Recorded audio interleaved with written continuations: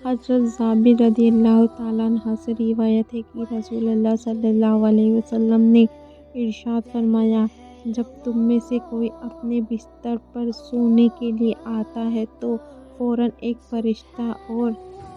ایک شیطان اس کے پاس آتے ہیں۔ شیطان کہتا ہے کہ اپنے بیداری کے وقت کو برائی پر ختم کر، اور فرشتہ کہتا ہے اسے بھلائی پر ختم کر۔ اگر وہ اللہ تعالیٰ کا ذکر کر کے سویا ہے تو شیطان اس کے پاس سے چلا جاتا ہے اور رات بھر ایک فرشتہ اس کی حفاظت کرتا ہے۔ پھر جب وہ بیدار ہوتا ہے تو ایک فرشتہ اور شیطان فوراً اس کے پاس آتے ہیں۔ شیطان اس سے کہتا ہے اپنی بیداری کو برائی سے شروع کر، اور فرشتہ کہتا ہے بھلائی سے شروع کر۔ پھر اگر وہ یہ دعا پڑھ لیتا ہے، اس کے بعد اگر وہ کسی جانور سے گر کر مر جائے یا کسی اور وجہ سے اس کی موت واقع ہو جائے تو وہ شہادت کی موت مرا، اور اگر زندہ رہا اور کھڑے ہو کر نماز پڑھی تو اسے اس نماز پر بڑے درجے ملتے ہیں۔ تمام تعریفیں اللہ تعالیٰ کے لیے جنہوں نے میری جان مجھ کو واپس لوٹا دی اور مجھے سونے کی حالت میں موت نہ دی۔ تمام تعریفیں اللہ تعالیٰ کے لیے ہیں جنہوں نے آسمان کو اپنی اجازت کے بغیر زمین پر گرنے سے روکا ہوا ہے۔ یقیناً اللہ تعالیٰ لوگوں پر بڑی شفقت کرنے والے، مہربانی فرمانے والے ہیں۔ تمام تعریفیں اللہ تعالیٰ کے لیے ہیں جو مردوں کو زندہ کرتے ہیں اور وہ ہر چیز پر قدرت رکھتے ہیں۔ حضرت عمران بن حسین رضی اللہ تعالیٰ عنہ سے روایت ہے کہ رسول اللہ صلی اللہ علیہ وسلم نے میرے والد سے پوچھا، تم کتنے معبودوں کی عبادت کرتے ہو؟ میرے والد نے جواب دیا، 7 معبودوں کی عبادت کرتا ہوں، 6 زمین میں ہیں اور 1 آسمان میں ہے۔ رسول اللہ صلی اللہ علیہ وسلم نے ارشاد فرمایا،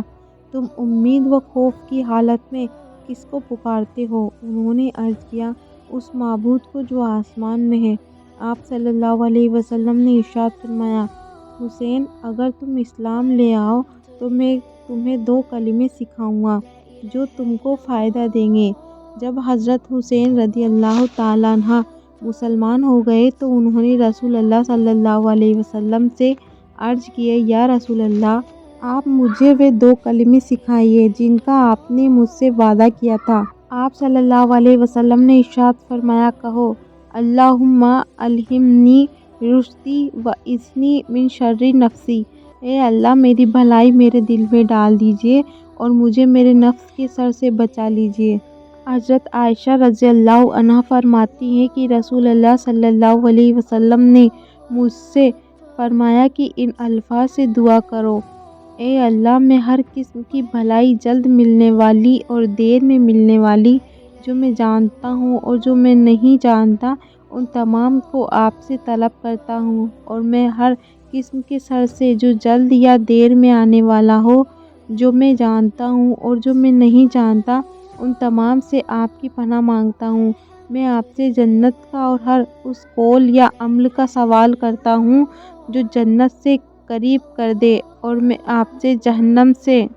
اور اس قول یا عمل سے پناہ مانگتا ہوں جو جہنم سے قریب کر دے۔ میں آپ سے ان تمام بھلائیوں کا سوال کرتا ہوں جس کا آپ کے بندے اور رسول محمد صلی اللہ علیہ وسلم نے سوال کیا، اور میں آپ سے ہر اس شر سے پناہ مانگتا ہوں جس سے آپ کے بندے اور رسول محمد صلی اللہ علیہ وسلم نے پناہ مانگی، اور میں آپ سے درخواست کرتا ہوں کہ جو کچھ آپ میرے حق میں فیصلہ فرمائیں گے اس کے انجام کو میرے لیے بہتر فرمائیں۔ حضرت عائشہ رضی اللہ عنہا روایت کرتی ہیں کہ رسول اللہ صلی اللہ علیہ وسلم جب کسی پسندیدہ چیز کو دیکھتے تو فرماتے، تمام تعریفیں اللہ تعالیٰ کے لیے ہیں جن کے فضل سے تمام نیک کام انجام پاتے ہیں، اور جب کسی ناگوار چیز کو دیکھتے ہیں تو فرماتے ہیں، تمام تعریفیں ہر حال میں اللہ تعالیٰ ہی کے لیے ہے۔ حضرت ابو ہریرہ رضی اللہ تعالیٰ عنہ فرماتے ہیں کہ نبی کریم صلی اللہ علیہ وسلم نے ارشاد فرمایا، جب تم میں سے کوئی اپنے بستر پر آئے تو بستر کو اپنے تہبند کے کنارے سے 3 مرتبہ جھاڑ لے، کیونکہ اسے معلوم نہیں کہ اس کے بستر پر اس کی غیر موجودگی میں کیا چیز آ گئی ہو، یعنی ممکن ہے کہ اس کی غیر موجودگی میں بستر کے اندر کوئی زہریلا جانور چھپ گیا ہو۔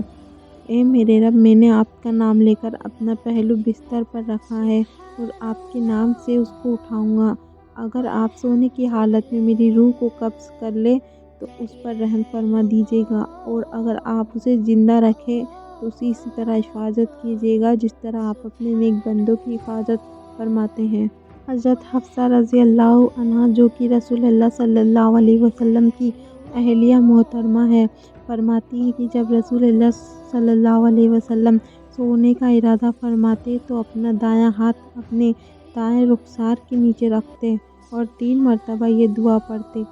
اللہم قنی عذابک یوم تبعث عبادک۔ اے اللہ، مجھے اپنے عذاب سے اس دن بچائیے جس دن آپ اپنے بندوں کو قبر سے اٹھائیں گے۔ حضرت حذیفہ رضی اللہ تعالیٰ عنہ فرماتے ہیں کہ رسول اللہ صلی اللہ علیہ وسلم جب رات کو اپنے بستر پر لیٹتے تو اپنا ہاتھ اپنے رخسار کے نیچے رکھتے، پھر یہ دعا پڑھتے: اللہم بسمک اموت و احیا۔ اے اللہ، میں آپ کا نام لے کر مرتا ہوں یعنی سوتا ہوں، اور زندہ ہوتا ہوں یعنی جاگتا ہوں، اور جب بیدار ہوتے تو یہ دعا پڑھتے: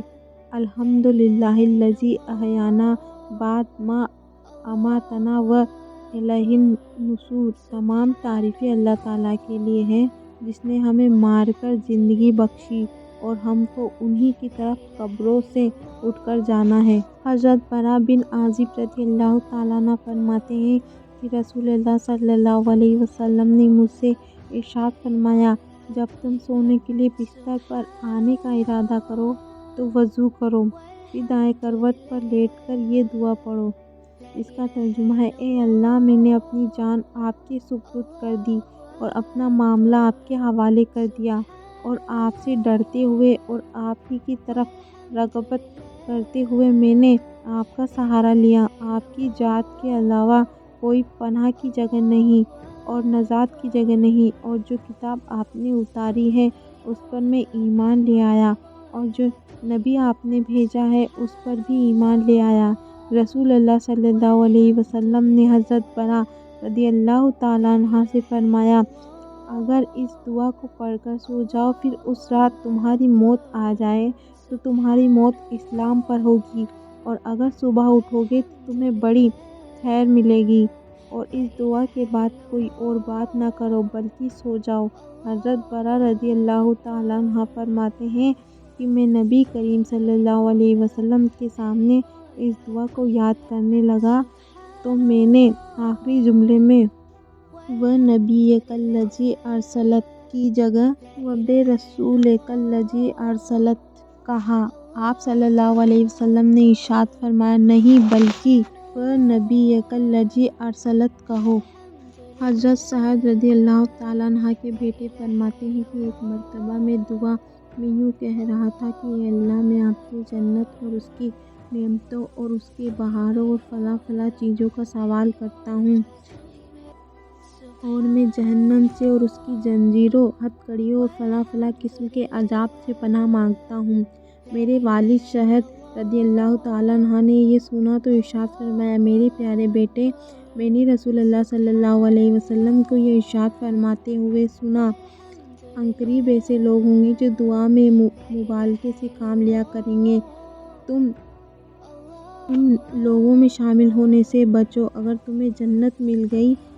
تو جنت کی ساری نعمتیں مل جائیں گی، اور اگر تمہیں جہنم سے نجات مل گئی تو جہنم کی تمام تکلیفوں سے نجات مل جائے گی۔ لہذا دعا میں اس تفصیل کی ضرورت نہیں کہ جنت کی طلب اور دوزخ سے پناہ مانگنا کافی ہے۔ السلام علیکم۔